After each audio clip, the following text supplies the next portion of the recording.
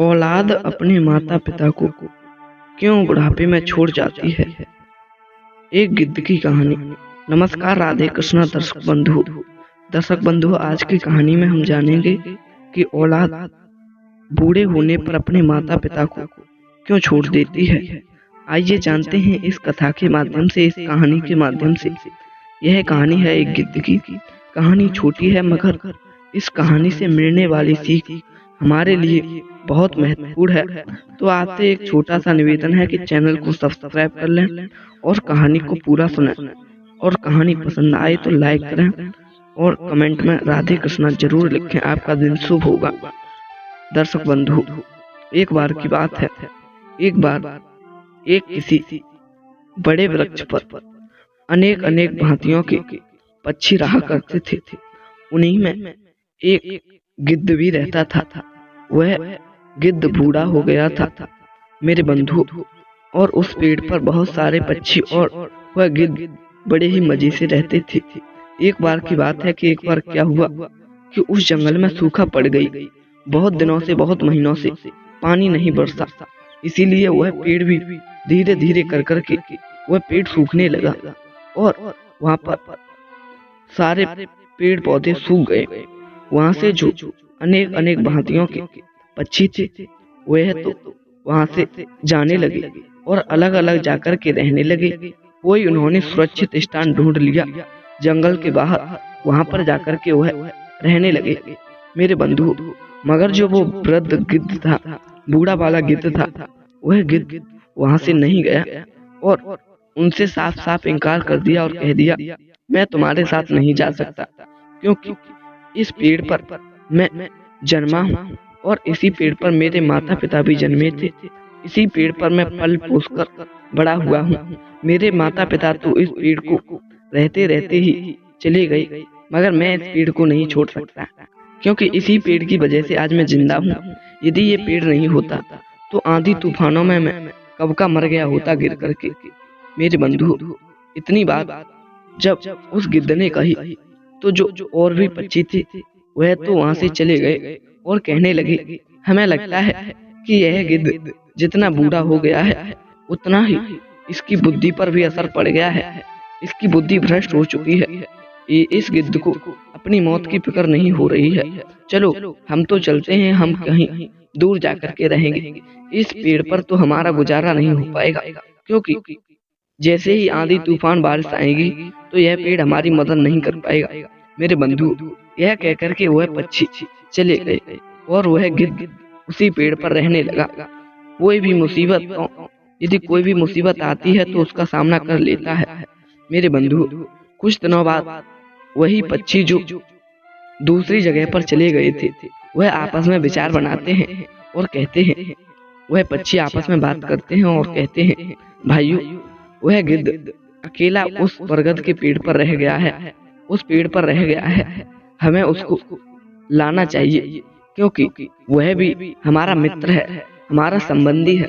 वह हमारे साथ कितने वर्षों से रह रहा है। हम उसे ऐसे मौत के मुंह में नहीं डाल सकते, इसीलिए हमें उसको लाना चाहिए। मेरे बंधु, इतनी बात कहकर वह कुछ पक्षी इकट्ठे होकर के चल दिए। उनमें तोता था, कौवा था और भी अन्य पक्षी थे, और वह जाकर के उस गिद्ध के पास में पहुंच गए और जाकर कहने लगा, गिद्ध भाई, तुम्हारी बुद्धि क्यों सटिया गई है? तुम हमारी बात क्यों नहीं मान लेते हो? हम तो इसलिए तुम्हें समझा रहे हैं क्योंकि तुम हमारे संबंधी हो, तुम हमारे मित्र हो।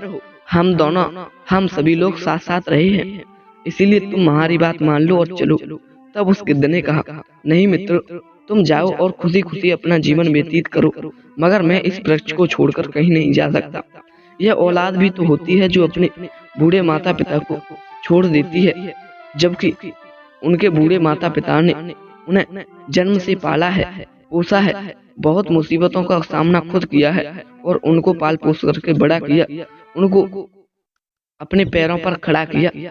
तब कहीं जाकर के औलाद कमा पाती है और खा पाती है। फिर भी वह औलाद अपने माता पिताओं को छोड़ देती है, मगर हमें ऐसा नहीं करना चाहिए।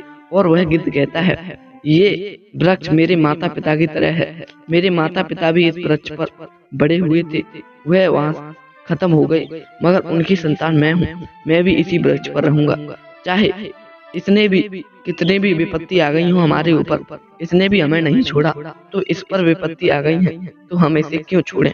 यह कहकर के वह गिद्ध जाने से इनकार कर देता है।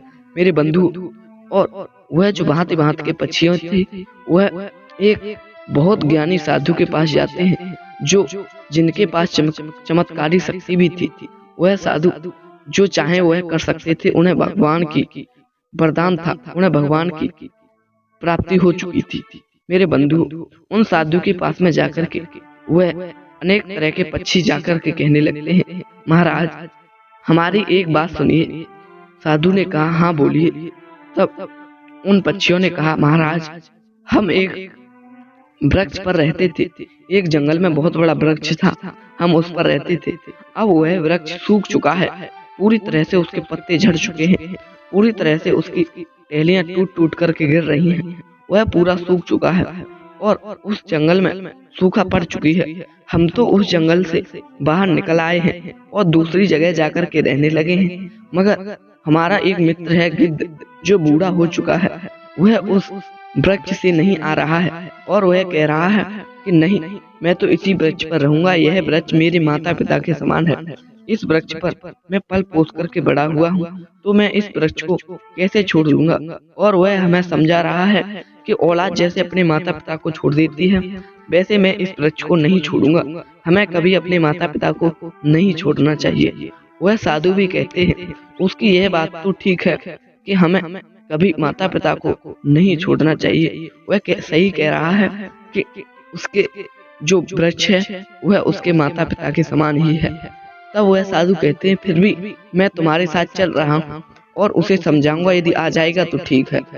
वह साधु उस गिद्ध के पास में पहुंच जाते हैं, उस सूखे वृक्ष के नीचे जाकर के खड़े हो जाते हैं और जाकर के आवाज लगाने लगते हैं, अरे गिद्धराज मेरी बात सुनो, तुम यहाँ क्यों रह रहे हो? यह वृक्ष सूखा हो गया है, इस वृक्ष के पत्ते झड़ चुके हैं, इसकी टहनियां झड़ चुकी हैं। तुम इस वृक्ष पर मत रहो, अन्यथा यह वृक्ष तुम्हारी जान का कारण बन जाएगा। तब वह गिद्ध कहने लगता है, वैसे भी तो मैं मरने वाला हूँ, वैसे भी तो मैं अपने जीवन की अंतिम सांसें गिर रहा हूँ, मैं वृद्ध हो चुका हूँ, मैं वैसे भी कुछ दिनों बाद मर जाऊंगा, मगर मैं इस वृक्ष को नहीं छोड़ूंगा। मेरे बंधु, उन संत ने बहुत समझाया उस गिद्ध को, मगर उस गिद्ध ने किसी की एक बात न मानी और कहने लगा कि नहीं, यह वृक्ष मेरे माता पिता के समान है, मैं इसे नहीं छोड़ूंगा। मेरे बंधु, वह साधु बहुत ही ज्ञानी थे, वह उस गिद्ध से बहुत खुश हो गए और कहने लगे, गिद्धराज तुम्हारी मैं इस बात से बहुत प्रसन्न हूँ, तुम अपने माता पिता समान इस वृक्ष को नहीं छोड़ करके जा रहे हो। इसके लिए तो मेरी तरफ से एक वरदान है, तुम कोई वरदान मुझसे एक मांग लो, तुम चाहे कुछ भी मांग लो, तुम्हारा उस वरदान को मैं पूरा कर दूंगा। मेरे बंधु, यह सब सुनकर के गिद्ध बहुत खुश हुआ और गिद्ध ने कहा, महाराज यदि आप मुझे देना ही चाहते हैं, यदि आप मुझे कुछ करना ही चाहते हैं मेरे लिए, तो बस इतना कर दो कि इस पेड़ को हरा भरा कर दो, इस जंगल को हरा भरा कर दो, जो कि मैं तो कुछ दिनों बाद मर जाऊंगा, मगर आगे आने वाली पीढ़ियां इस वृक्ष से आकर के इस वृक्ष पर रहने लगेंगे और इस वृक्ष की मनुष्य छाया लेगा। मेरे बंधु, इतना सुनकर वह साधु बहुत खुश हो गए और उन्होंने पूरे अपनी शक्ति से पूरे जंगल को हरा भरा कर दिया, उस पेड़ को हरा भरा कर दिया। मेरे बंधु, और वह साधु उस गिद्ध से कहने लगे, तुम अवश्य ही स्वर्ग में जाओगे। मेरे बंधु, यह सब कहकर के साधु चले गए वापस और जाकर के अपनी तपस्या करने लगे। और वह जो अनेक भांतियों के पक्षी थे, वह उसी पेड़ पर आकर के रहने लगे और वह गिद्ध कुछ दिनों बाद खत्म हो गया और वह स्वर्ग में चला गया। बंधुओं, उम्मीद करता हूँ आपको यह कहानी पसंद आई होगी, क्योंकि इस कहानी में बताया गया है कि हमें अपनी माता पिता को कभी नहीं छोड़ना चाहिए। अपने माता पिता हमें बड़ा करते हैं और हमें अपने पैरों पर खड़ा कर देते हैं, मगर औलाद फिर भी उन्हें छोड़ देती है, मगर ऐसा हमें बिल्कुल नहीं करना चाहिए। दर्शक बंधु, ऐसा ही ऐसी ही थी यह गिद्ध की कहानी। अच्छी लगी हो तो लाइक करें, कमेंट में राधे कृष्णा अवश्य लिखें, जिससे आपका दिन शुभ होगा। बंधु, फिर मिलेंगे ऐसी ही नई किसी ज्ञान चर्चा के साथ, ऐसी ही नई किसी ज्ञानवर्धक कहानी के साथ। तब तक के लिए सभी भक्तों को राधे कृष्णा, जय हिंद, जय शिव।